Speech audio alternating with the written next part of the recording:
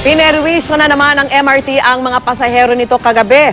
Tumirik kasi uli ang tren kagabi kaya yung ilang pasahero napilitan ng maglakad sa riles kahit pa peligroso. Nakatutok si Sherry Antores. Ano ba yan kuya? Kanina pa eh. 8:17 ng gabi nang tumirik ang tren na MRT paglampas sa Santolan Station papuntang Cubao. Kwento ng isang used scooper, may mga nagkauntugan dahil biglang promeno ang tren. Pahirap pa ang init, kaya parang may pumasok na hangin, binuksan na nila ang mga bintana. Sa inis at inip, ilang pasahero bumaba at naglakad.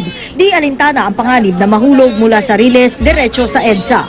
Ayusin mabuti yung mga tren, yung maintenance. Sana naman ayusin nila din yung ano nila kasi medyo hassle kapag halimbawa malilate na sa trabaho.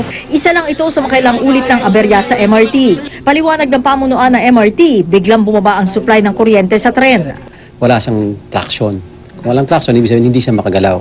Ang driver gagawa ng intervention. Nag-abiso po siya sa mga pasahero na kung maaari ay stay put muna habang pong ginagawa natin yung technical na problema ng tren.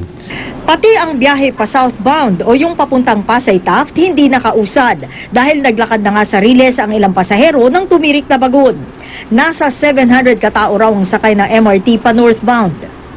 8:44 daw ng gabi nang makumpuni ang nasirang tren pero hindi ito agad nakausad dahil na rin sa mga naglalakad na tao sa riles. Ang MRT po ay humihingi ng paumanhin sa mga pasahero po natin sa abalang nangyari kagabi na kung maaari po ay palagi po nating sundan yung abiso po ng ating train driver. Kahit po magkaproblema ang tren, kahit man po ito ay hindi na pwedeng gamitin, ang lahat po ng tren natin pwede pang umabot sa estasyon. Ang emergency door, train driver lang daw talaga ang otorisadong magbukas. Pero pinapayagan na nila ang mga pasaherong buksan ang pinto at bintana kapag nasisira ang tren para may pumasok na hangin.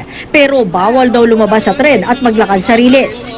Nasa 350,000 passengers kada araw lang ang kapasidad ng MRT trains. Pero ngayon, umaabot sa 620,000 ang pasahero kada araw. Umaasa ang MRT management na maiibsan ang sobrang siksikan sa MRT trains pagdating ng 48 na bagong bagon. Sherry Torres, nakatutok, 24 oras.